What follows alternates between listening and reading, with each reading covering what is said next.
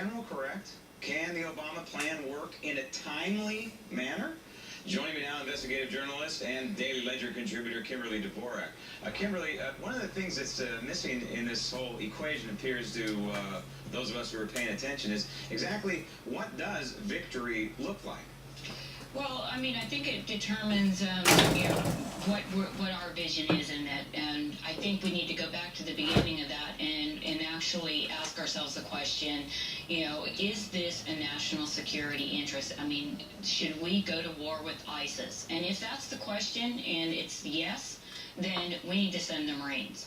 But if not, instead of arming the rebels and going through this other process, this is a regional fight. This is something where the local countries there need to get together and decide that they need to go after ISIS. And if that's the case, we've supplied them already with hundreds of billions of dollars in weaponry over the past several years. They have the weapons they need if they want to fight it. And then if you look at that and take that one step further, last month we were already over in Jordan with a 20-nation coalition running a military exercise called Eager Lion, and it was to train these guys and to all work together to fight a group like an ISIS. So they're already there. Where'd they go? And then you look at this and you think that there are no demonstrations out there. You do not see these Middle Eastern countries with people going, get rid of ISIS, because as we know, they just simply agree with a lot of their, I mean, it's a Sharia law issue. They all agree with that. And again, when you're looking at YouTube, that might have been too grisly for them, but the bottom line is they actually agree with them in what they're doing here. But haven't we been here before?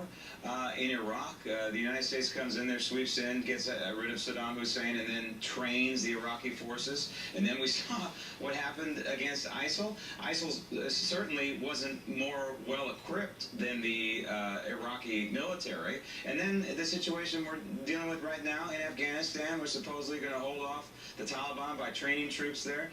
There has to be a will to get rid of these people, and I really wonder if there is a will, and to align yourself with so-called moderate rebels in Syria, and the notion of plucking them out of Syria, taking them to Saudi Arabia, and training them for a year or longer, and then sending them back to Syria to fight a war. It seems to me it's crazy.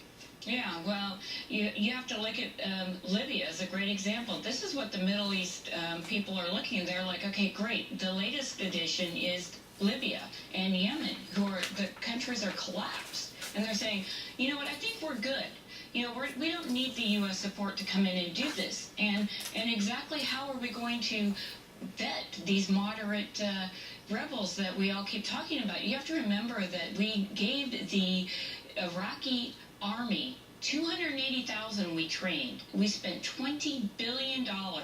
And what did we get for that? They turned around and ran. But somehow, 5,000 so-called moderate rebels are going to take the fight to ISIS and forget about their war in the meantime with the president of that country, the elected president of that country. Right, and that's what John McCain is pointing out, is that they don't have a beef with the Islamic State, these so-called moderate rebels in Syria. They have a beef with Bashar al-Assad. And I want you to take a look at a picture.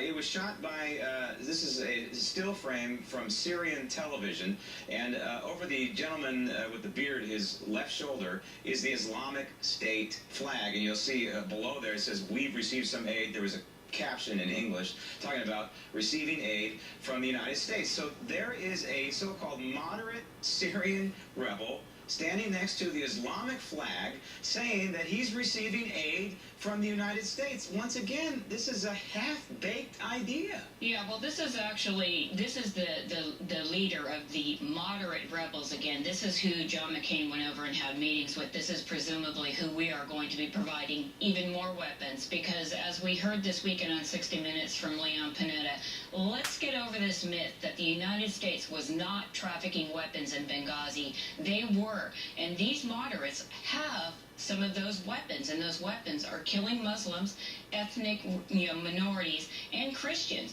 The fact that John McCain can get out there and say that we need to support guys like this, I mean, picture tells 1,000 words. He's saying he's been receiving training and money and weapons for months, if not years. Right. So where did that come from? Where did that come from? Why do we need 500 more million to go in here? You zoom out and you look at the Obama foreign policy as it pertains to the Middle East. It's a disaster, and the Arab countries, North Africa included, it's an absolute disaster. And we're chasing our tail. We are. And we really need to do some self-examination here as a nation in terms of national security as it pertains to the Middle East, and figure out what our policy is going to be and stick with it. But clearly the current policy, and that goes back to the Bush era as well, is not working.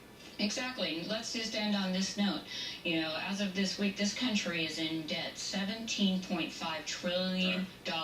And China is working furiously behind the scenes to take the United States out of the market and replace it with a different reserve currency. And if that happens, it would be catastrophic. The inflation rate in this country would be catastrophic.